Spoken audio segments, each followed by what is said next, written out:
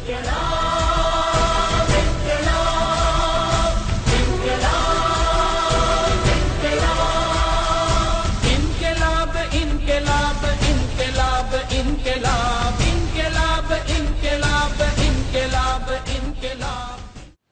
اللہ الرحمن الرحیم۔ کل کی نشست میں اللہ رب العزت کی توفیق سے ہم نے انقلاب کے بعد کا پاکستان کیسا ہوگا اس سبجیکٹ پر حکومتی اور انتظامی ڈھانچے پر گفتگو کی تھی کہ ایٹ پریزنٹ حکومتی اور انتظامی ڈھانچہ کیسا ہے اور ٹوٹلی ان ڈیموکریٹک ہے اور ان کانسٹیٹیوشنل ہے، آئین کی روح اور آئین کے تقاضوں کے بھی خلاف ہے اور جمہوریت کے اصولوں اور جمہوریت کی روح کے بھی منافی۔ اور پھر ہم نے پورا کنسنٹریٹ کیا، اس کا ایک بین الاقوامی مطالعہ پیش کیا، مختلف ایشیائی اور مغربی ملکوں کا ایک اسٹڈی تھی، اور پھر پاکستان کے اپنے مقامی حالات میں اپنا ایک ماڈل پیش کیا کہ انتظامی سطح پر اور مالیاتی سطح پر اور عدالتی سطح پر اور سیاسی سطح پر ڈیولوشن کس طرح ہوگا گراس روٹ لیول تک۔ اور جب ہم یہ بات کرتے ہیں کہ جمہوریت عوامی شراکتی ہونی چاہیے، پاپولسٹ ہو، پارٹیسپیٹری ڈیموکریسی ہو، اور جمہوریت کے ثمرات ایک عام شہری، غریب سے غریب آدمی کے بھی گھر کی دہلیز پر اس کو ملیں، اگر یہ کسی سسٹم اور سوسائٹی میں نہیں ہوتا تو پھر وہ جمہوریت نہیں ہے، جو کچھ کہا جائے وہ جھوٹ۔ آج ہم بیان کریں گے کہ اس انقلاب کے بعد غریب کو کیا ملے گا، چونکہ بنیادی میسج میرا اس ملک کے کروڑوں غریبوں کے لیے،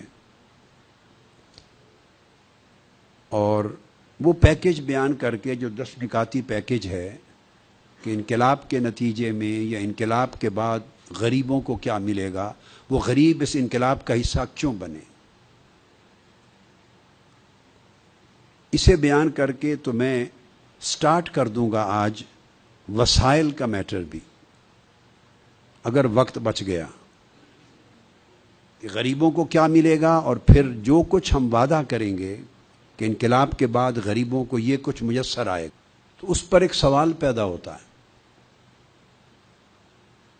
کہ اتنا بڑا انقلابی قدم، اس کے لیے وسائل کیسے دستیاب ہوں گے، چونکہ آج کل تو حکمران، ان کے لیے تو وسائل کی کوئی کمی نہیں ہے، چونکہ ساری دولت ملک کی انہی کے لیے۔ جب غریبوں کے حقوق کی بات آتی ہے تو سب سے پہلا سوال پیدا ہوتا ہے ہمارے پاس تو وسائل ہی نہیں ہے۔ اور میں اس کو شاید کل کی گفتگو میں آگے وسائل کی بات کو آگے بڑھاتے ہوئے، پھر اس حکومت نے موجودہ دور میں اور پچھلی حکومتوں نے جو ظلم کیا ہے سوسائٹی پر، قرضے لے لے کر، جن کا کوئی آڈٹ نہیں ہے، جس کی کوئی ٹرانسپیرنسی نہیں ہے، اور نسلوں کو ایک اتنی بڑی تباہی کے بوجھ میں دبا دیا ہے جس کا کوئی تصور بھی نہیں کر سکتا، تو میں اس پر ایک کمپیریٹیو سٹڈی بھی دوں گا۔ پچھلے آپ سمجھ لیں کہ کم و بیش 25 سال کی دے دوں گا کمپیریٹیو سٹڈی، تاکہ ان کا چہرہ ننگا ہو سکے کہ لوگوں کو کہتے کیا ہیں اور حقیقت کیا ہے۔ سو غریبوں کو کیا ملے گا اس انقلاب کے نتیجے میں؟ ہر روز کی طرح میں اس کی ابتدا اس انقلابی ایجنڈے کی پھر پاکستان کے آئین سے کر رہا ہوں، اور میں نے اپنی انٹرویوز میں یہ بات 20 بار کوٹ کی ہے، اور لوگوں کو یہ آرٹیکل اب یاد ہو گیا، جس طرح پچھلے سال آرٹیکل 62 اور 63 یاد کرایا تھا، اس طرح آرٹیکل 38 بھی میرا خیال ہے لوگوں کو یاد ہو گیا۔ आर्टिकल लोगों को पता होना चाहिए कि ये हमारा हक है। आप कोई भीख नहीं मांग रहे, या हम इस निज़ाम से, हुकूमत से किसी ऐसी चीज को तलब नहीं कर रहे कि जो वो खैरात के तौर पे गरीबों को चोली में देगी या कोई एहसान करेगी। नहीं, ये आइन का किया हुआ वादा है और आपका आइनी हक है, और इसे पूरा न करके मौजूदा हुक्मरान, मैं लफ्ज बोलूंगा, आइन से बगावत कर रहे हैं, अमली बगावत के मुर्तकिब हो रहे हैं। उन्होंने इन आर्टिकल्स को अमलन मुअत्तल कर रखा है। आर्टिकल 38 में यह है, promotion of social and economic well being of the people. यहां एक बात और भी कह दूं, जब ये आर्टिकल कोट कर रहा हूं और इससे पीछे जितने आर्टिकल्स अवाम के हुकूक के मैं कोट करता हूं, ये लोग, इनको जुर्रत तो नहीं होती कि बड़ी खुलकर ये बात करें टीवी टॉक शोज में, मगर कभी कभार कोई ना कोई आदमी दबे लफ्जों में जवाब देने की कोशिश करता है कि ये प्रिंसिपल्स ऑफ पॉलिसी हैं।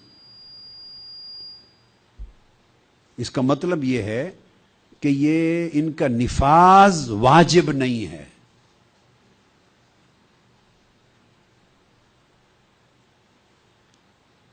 मैंने जैसे अर्ज किया कि आर्टिकल 41 से लेकर आइन के आर्टिकल 280 तक, 41 से 280 तक, ये जो 240 आर्टिकल हैं अगले, वो कारोबार सल्तनत और कारोबार हुकूमत चलाने से मुताल्लिक हैं। उनका ताल्लुक सदर से है, सदर मोहतरम, वजीर आजम, पार्लियामेंट, MNAs, MPAs, जुडिशरी, अदलिया, फिर गवर्नर, फिर वजीर आला, फिर कैबिनेट, फिर सूबाई कैबिनेट, और अला आज़िल क़ियास जितने वफाकी और सूबाई इदारे हैं जो कारोबार सल्तनत और कारोबार हुकूमत चलाते हैं, वो कैसे बनेंगे, कैसे हटेंगे, उनके इख्तियारात क्या होंगे, वगैरह वगैरह। 240 आर्टिकल सिर्फ कारोबार सल्तनत चलाने से मुताल्लिक हैं, आर्टिकल 41 से आर्टिकल 280 तक। और यह भी एक जुल्म है इस अवाम के साथ, करोड़ों 20 करोड़ गरीबों के साथ, कि 280 आर्टिकल्स का आइन है जिसमें दुनिया के बाकी जो आइन होते हैं उनमें एक तवाज़ुन होता है।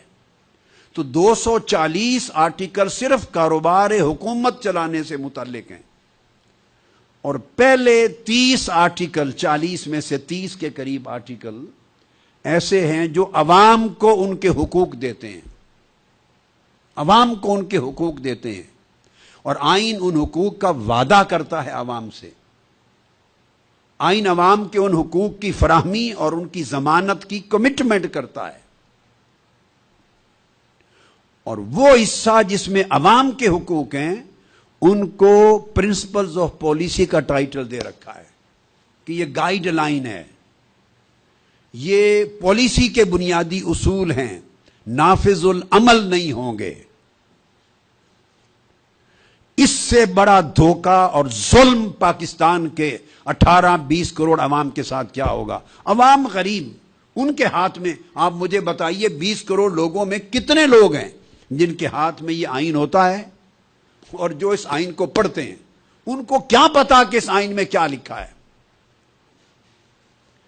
आइन भी एक खिलौना है हुक्मरानों के हाथ में, जिस तरह चाहें उसको बदल दें, जिस तरह चाहें जहां रख दें। अवाम उन्नास को क्या खबर? 70-75% आदमी तो इलिटरेट हैं, तालीम याफ्ता ही नहीं है। अब मैट्रिक की तालीम भी कोई तालीम और इतना शऊर देने की चीज तो नहीं होती।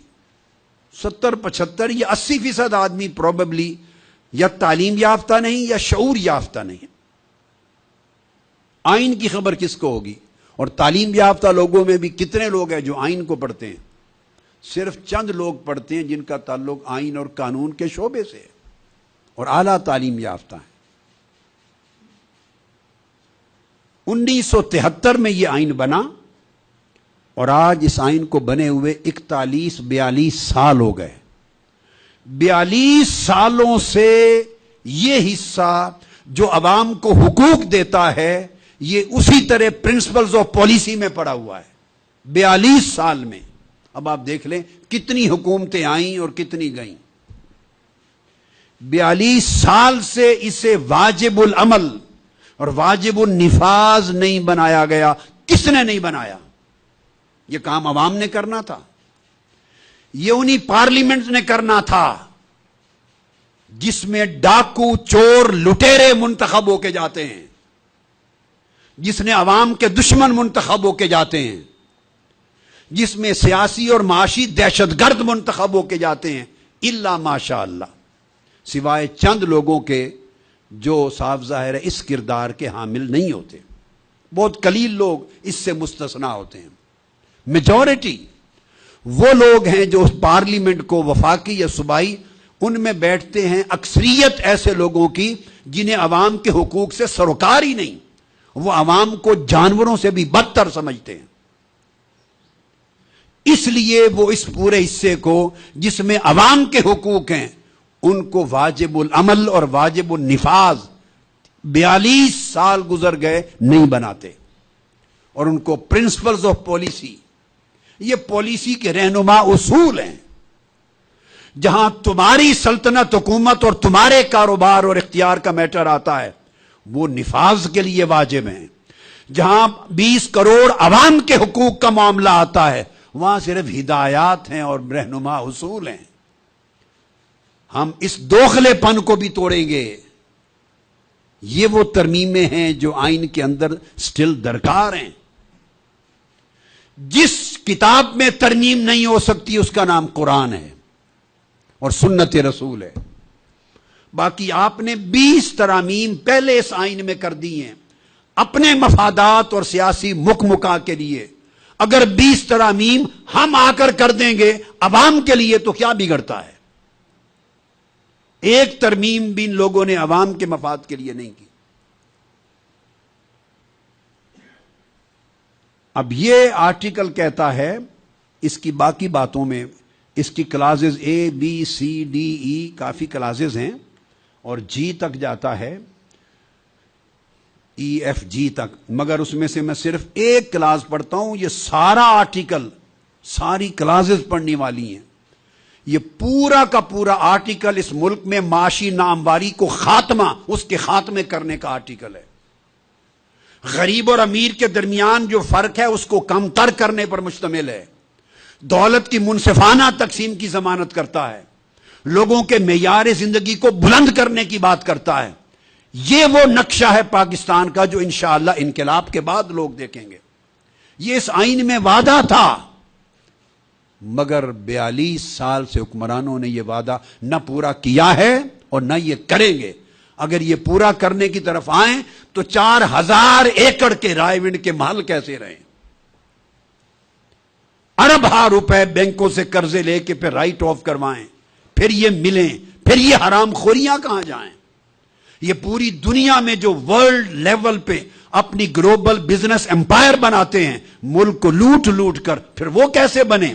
اگر یہی سرمایہ غریبوں میں تقسیم ہو جائے، اگر یہ سرمایہ غریب کے بچے کی تعلیم پر خرچ ہو جائے، اگر یہ سرمایہ بے گھر کے گھر ملنے پہ خرچ ہو جائے، اگر یہی قومی دولت روزگار دینے پر نوجوان پہ خرچ ہو جائے، غریب کے علاج پہ خرچ ہو جائے، بے زمین کسان کی زراعت کی زمین پہ خرچ ہو جائے، ان کے معیار زندگی کو بلند کرنے پہ خرچ ہو جائے، تو پھر ان کی بادشاہتیں کہاں جائیں؟ ان کے امپائر کہاں بنے؟ دیکھو نا، ریاست تو ایک ہے، ملک ایک ہے، دولت محدود ہے. یا دولت لٹیرا لے گا، ڈاکو لے گا، یا مستحق غریب عوام کے پاس جائے گی. اگر عوام کو جائے گی تو لٹیروں کی جیب میں کیسے بھریں؟ ان کے سوئٹزرلینڈ بینک اکاؤنٹ کیسے بھریں؟ ان کی مشرق سے مغرب تک جائیدادیں کیسے بنیں؟ اپنی اولادوں کو باہر بٹھا کر یہاں سے پیسہ لوٹتے ہیں، غریبوں کے خون پسینے کی کمائی، ان کا حق، ان کا خون چوستے ہیں، اور باہر اپنی اولادوں کے ذریعے ورلڈ وائڈ امپائر بناتے ہیں. اور یہاں غریبوں اور جمہوریت کا نام لے کر ایک دھوکہ دہی کی تقریریں کرتے ہیں. تو یہ آرٹیکل کہتا ہے کہ کہ the state shall provide basic necessities of life. میں نے باقی آرٹیکلز کا خلاصہ آپ کو بیان کر دیا اوپر.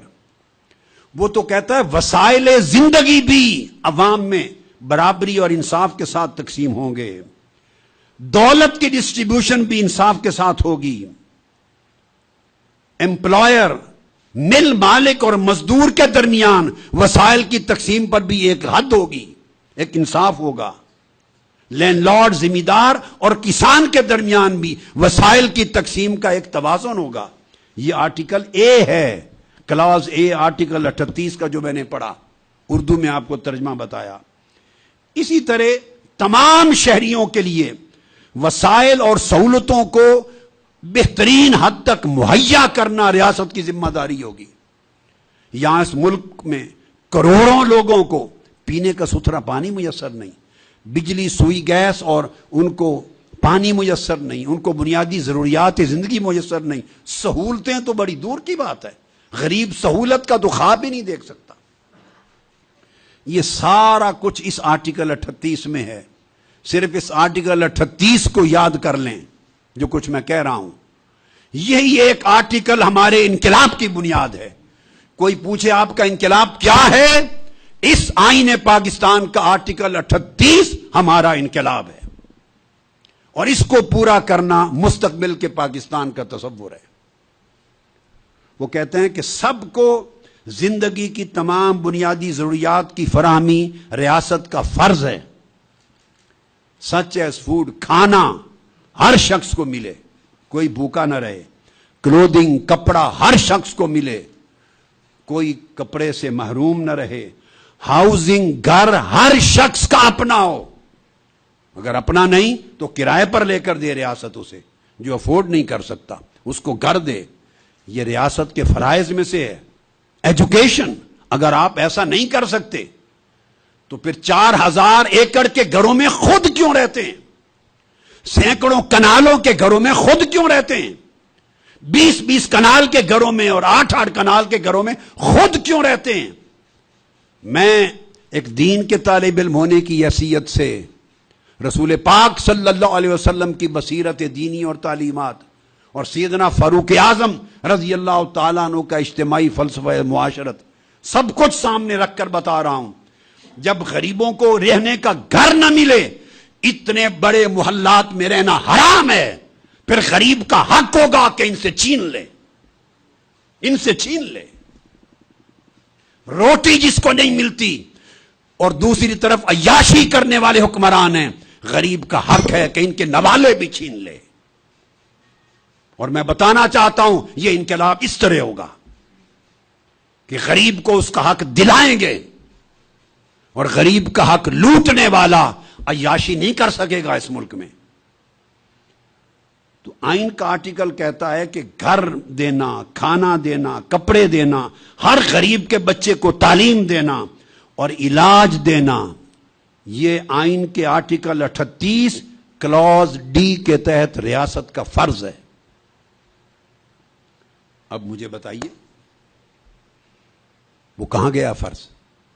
اور پھر آرٹیکل 8 میں ہے، ای میں، to reduce the state shall reduce disparity in the income and earnings of individuals. لوگوں کی انکم اور وسائل یعنی دولت کے درمیان جو فرق ہے غیر معمولی، اس کو کم کرے گی ریاست اور ایک اعتدال اور توازن پیدا کرے گی. یہ وہ آرٹیکل ہے 38 جو میں نے ان کے آپ کو بتایا. اس کی ہم اس کو انفورس کریں گے، اور انقلاب کے بعد کا جو پاکستان ہے وہ آرٹیکل 38 کا انشاءاللہ عملی نقشہ ہوگا.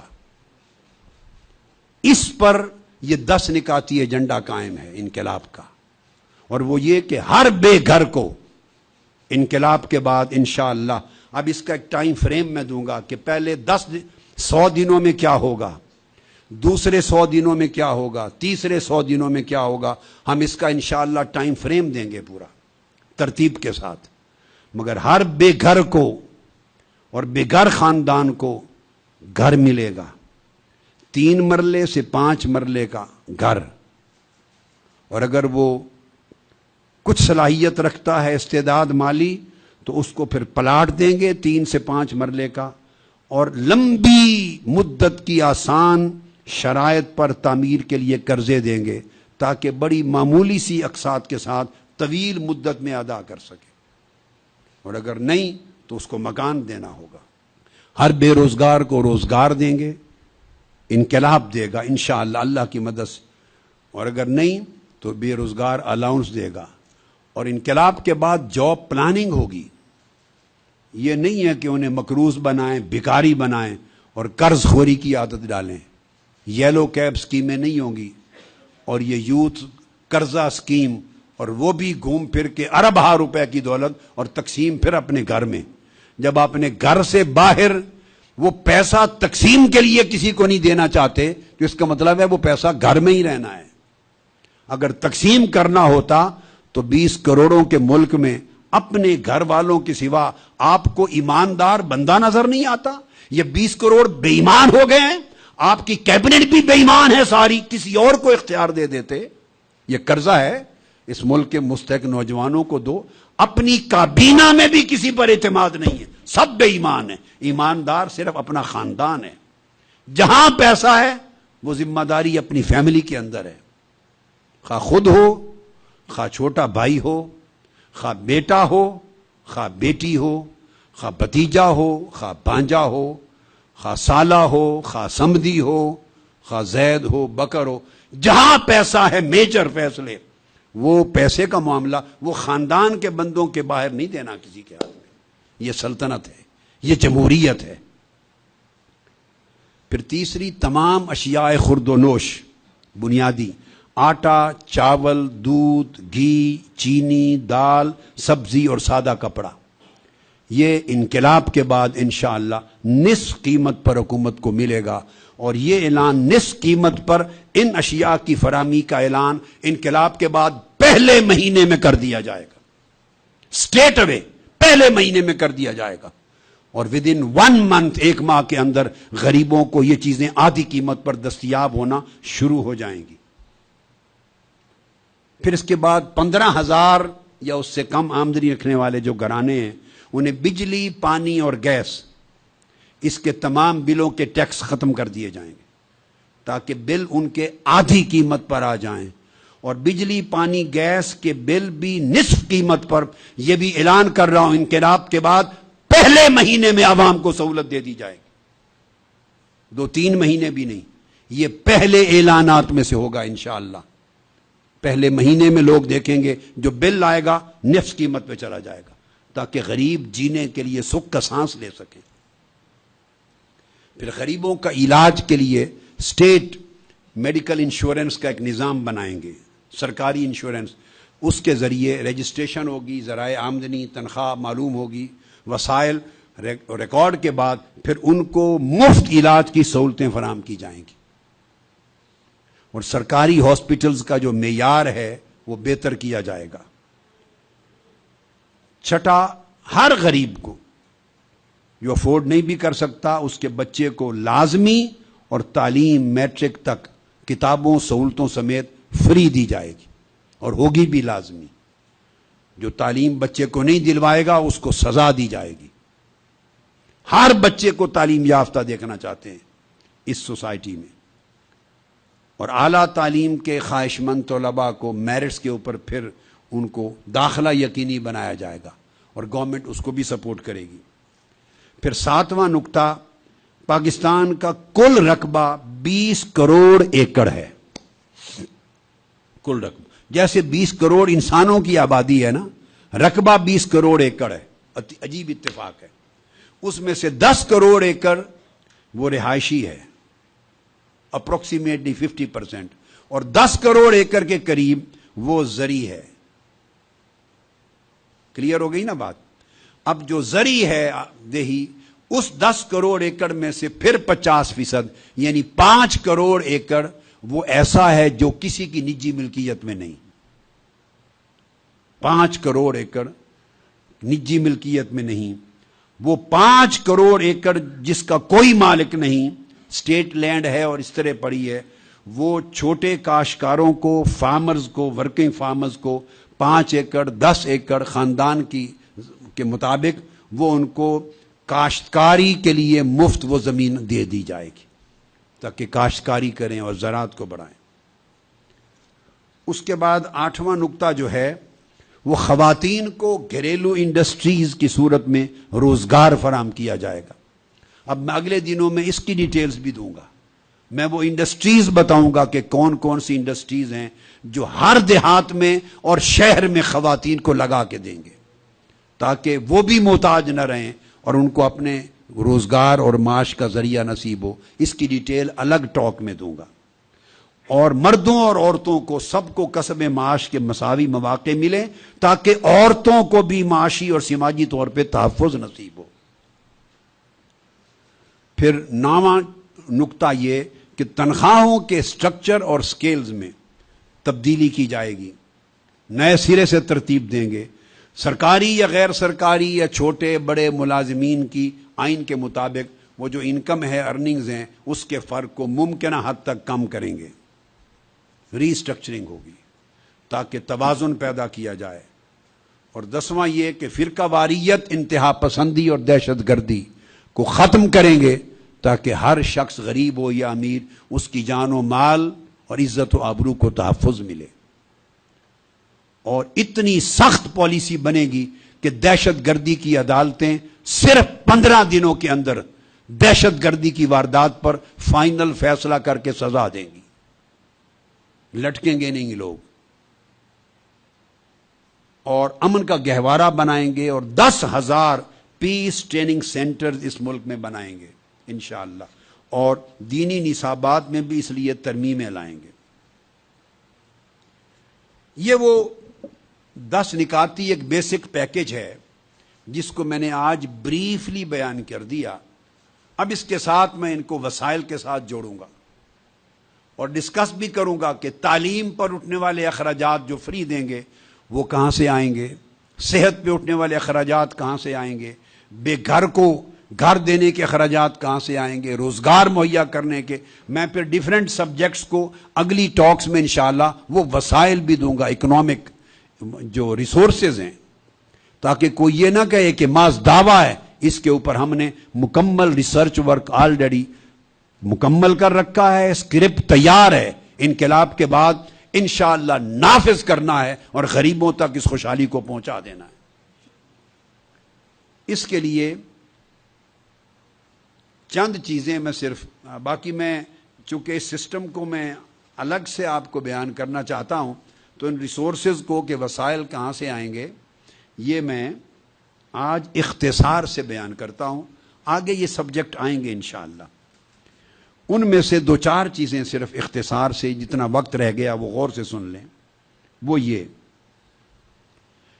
ایک کرپشن کو روکنا۔ میں یہ نہیں کہتا کہ انقلاب کے آتے ہی کرپشن 100% ختم ہو جائے گی، نہیں، سٹیپ بائی کرپشن کو ہم کوشش کریں گے سوسائٹی میں 0% ٹالرنس تک لے جائیں، مگر مرحلہ وار ہوگا۔ اس وقت 5 ارب روپے یومیہ کرپشن کی وجہ سے قومی خزانے میں نہیں جا رہے، کرپشن کی نظر ہو رہے ہیں۔ 5 ارب روپے یومیہ، مہینے کا 150 ارب روپے بنتا ہے، مہینے کا 150 ارب روپے بنتا ہے۔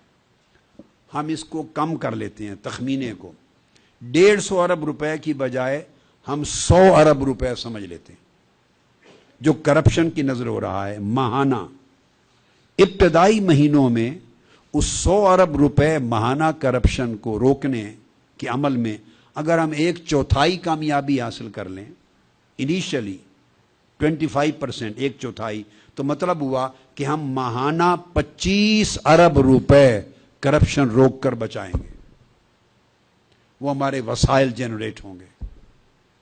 میں کم سے کم کر کے بتا رہا ہوں کہ اگر ابتدائی وقت میں ہم 1/4 کرپشن بھی روک لیں تو ماہانہ 100 ارب میں سے 25 ارب روپے ماہانہ بچت ہوگی، اور اس کو 12 سے ضرب دے دیں سال کی، تو آپ کے پاس سیل فون ہے، ذرا تیزی سے اس کو دیکھ لیجئے۔ 25 کو اگر آپ 4 سے دے دیں ہیں 300 ارب روپے سالانہ، 300 ارب روپے سالانہ صرف 1/4 کرپشن کو روکنے سے وجود میں آئے گا۔ 50% اگر اس پہ کنٹرول پا لیں تو 600 ارب روپے سالانہ ہم اس میں بچت کر لیں گے، جو وسائل میں مزید اضافہ ہوگا، اور اس طرح بڑھتی چلی جائے گی یہ کنٹرول، تو 600 سے 1000 ارب روپے سالانہ تک بھی بچت بن سکتی ہے۔ یہ صرف ایک کرپشن روکنے کا ایک ایسپیکٹ ہے۔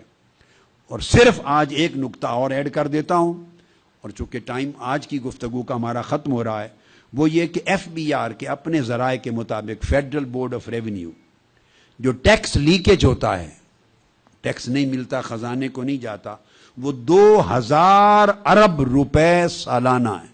سن لیجئے، 2000 ارب روپے سالانہ ہے جو ٹیکس لیکیج ہوتا ہے، جو خزانے میں نہیں جاتا، رشوت کے ذریعے وہ دائیں بائیں ہو جاتا ہے۔ اس 2000 ارب روپے سالانہ کا جو ٹیکس لیکیج ہے، اس کو پھر ہم اگر نیچے لے آئیں اور 25%، 1/4 اس ٹیکس لیکیج کو بچا لیں، تو 500 ارب سالانہ اس میں سے بچت ہوتی، خزانے کو جاتی ہے۔ 2000 ارب سالانہ کی اگر 1/4 کامیابی پائیں، انشاءاللہ ہوگی۔ جتنے سخت طریقے سے ہم بدماشوں اور کرپٹ لوگوں کو پکڑیں گے، اور چھوٹی تنخواہ والے جو مجبور ہوتے ہیں ان کی تنخواہیں بڑھائیں گے، ہم دونوں طریقے سے، احتساب کا طریقہ بھی اور غریبوں کو فیضیاب کرنے کا طریقہ بھی، دونوں یوز کریں گے، تو 500 ارب روپے سالانہ بڑھتا ہے۔ اگر 50%، 50% کامیابی ہو جائے تو 1000 ارب روپے سالانہ ٹیکس لیکیج کو روکنے سے بنتا ہے۔ تو آج کی گفتگو میں صرف ریسورسز کے باب میں 2 نقطوں پر ختم کر رہا ہوں، ایک کرپشن کو گریجولی روکنا، اور ایک ٹیکس لیکیج کو گریجولی روکنے سے ہمارے لگ بھگ 2000 ارب روپے سالانہ ان 2 سورسز سے بچتے ہیں۔ میں ابھی 100% روکنے کی بات نہیں کر رہا، گریجولی اتنی بچت ہوتی ہے، یہ قومی خزانے میں جاتا ہے، اور یہ قومی خزانے میں جائے تو ملک اور عوام اور غریبوں کی خوشحالی پہ خرچ ہوتا ہے۔ اگلا یہ جو سبجیکٹ ہے، اس کا اگلا سبسٹینس انشاءاللہ آئندہ گفتگو میں کل اور آنورڈ ہم جاری رکھیں گے۔ شکریہ، والسلام علیکم ورحمۃ اللہ۔